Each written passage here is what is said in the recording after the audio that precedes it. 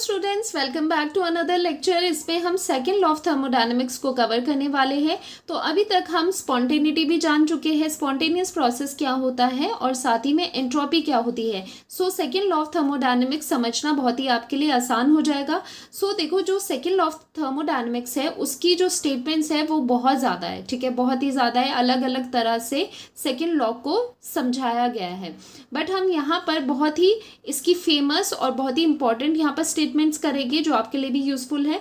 देखो, first statement आती है कि entropy of the universe is constantly increasing. तो ये बहुत बड़ी स्टेटमेंट है कि एंट्रोपी ऑफ यूनिवर्स, इस पूरे यूनिवर्स की जो एंट्रोपी है वो कॉन्टिन्यूसली क्या हो रही है, इंक्रीज हो रही है। कब तक? जब तक वो मैक्सिमम ना रीच कर जाए।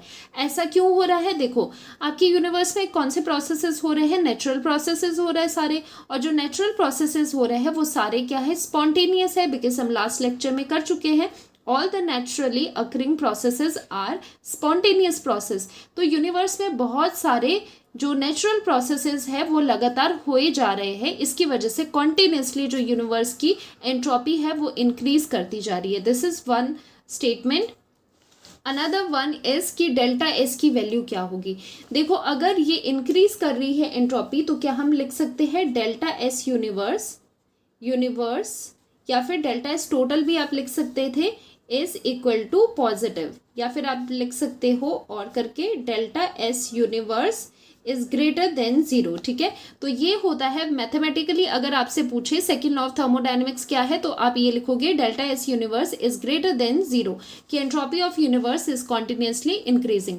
Next is all spontaneous processes are thermodynamically irreversible. ये तो ट्रू है, ये तो हमने पीछे भी करा था कि जो भी स्पॉन्टेनियस प्रोसेस होगा वो इरिवर्सिबल होगा, वो आप अपने आप रिवर्स नहीं कर सकते। रिवर्स कैसे किया जाएगा?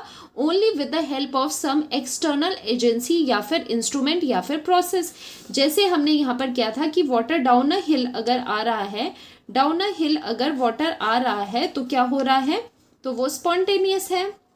ठीक है, लेकिन क्या ये रिवर्सिबल है? क्या आप इसे रिवर्स कर सकते हो अपने आप? पानी क्या आप ऊपर हिल में भेज सकते हो अपने आप? नहीं भेज सकते ना। तो ये प्रोसेस क्या है, इरिवर्सिबल प्रोसेस है। ठीक है, ऊपर पानी कैसे भेजा जा सकता है? मोटर की हेल्प से।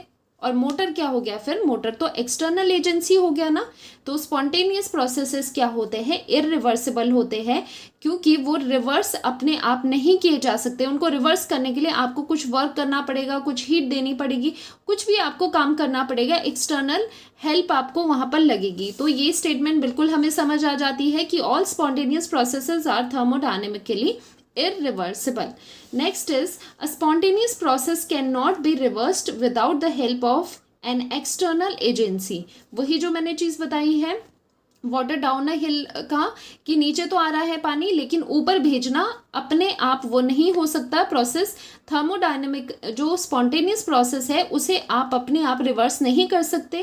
स्पॉन्टेनियस प्रोसेस को रिवर्स करने के लिए हमेशा एक्सटर्नल हेल्प की ज़रूरत होती है, एक्सटर्नल एजेंसी का सपोर्ट होना ज़रूरी है। एक्सटर्नल एजेंसी का सपोर्ट मतलब समझो क्या है, कि कुछ ना कुछ वर्क आपको करवाना पड़ेगा, कुछ ना कुछ हीट देनी पड़ेगी, बाहर से कुछ काम आपको करवाना पड़ेगा। ठीक है, last is heat can not itself flow from colder to hotter body, क्योंकि हॉटर टू कोल्डर बॉडी जानने का मतलब क्या है कि प्रोसेस स्पॉन्टेनियस है। आपको पता है हायर टेम्परेचर से हीट का ट्रांसफर होता है टू द लोअर टेम्परेचर। ठीक है, लेकिन इसका रिवर्स आप नहीं करवा सकते। Heat can not itself flow from hotter body to the colder body to the hotter body. Colder से हॉटर में जाने के लिए आपको बाहर से क्या करना पड़ेगा, चीज़ों को गर्म करना पड़ेगा, हीट देनी पड़ेगी। तो ये भी सेकेंड लॉ ऑफ थर्मोडायनेमिक्स की स्टेटमेंट का हिस्सा है, ऐसे भी आपको पूछ सकते हैं। बाकी अगर mathematically second law of thermodynamics पूछे तो क्या है, डेल्टा एस यूनिवर्स, या फिर कह सकते हो डेल्टा एस टोटल। क्या लिख सकते हो? डेल्टा एस टोटल, कि टोटल एंट्रोपी क्या है, पॉजिटिव है।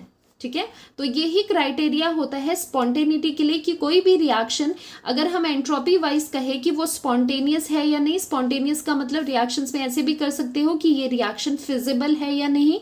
तो उस रिएक्शन में हम क्या देखेंगे कि उसका अगर डेल्टा एस पॉजिटिव आता है तो हम कहते हैं yes this reaction is feasible, या फिर ये क्या है, स्पॉन्टेनियस रिएक्शन है। ठीक है, तो स्पॉन्टेनिटी देखने के दो तरीके हैं। डेल्टा एस अगर पॉजिटिव है तब भी ये स्पॉन्टेनियस है, और दूसरा जो गिब्स एनर्जी हम अभी करने वाले हैं कमिंग लेक्चर्स में, तो उससे वो भी क्राइटेरिया होता है स्पॉन्टेनिटी देखने का। एक होता है डेल्टा एस से हम देखते हैं और दूसरा होता है डेल्टा जी से हम देखते हैं, ठीक है। तो इसके रिगार्डिंग क्वेश्चन कराऊंगी तो आपको समझ आ जाएगा। फिलहाल आप ये समझो कि कोई भी रिएक्शन फिजिबल कब होगी, एंट्रोपी वाइज अगर देखें तो उसकी entropy change product minus reactant क्या होना चाहिए, पॉजिटिव होना चाहिए, ठीक है।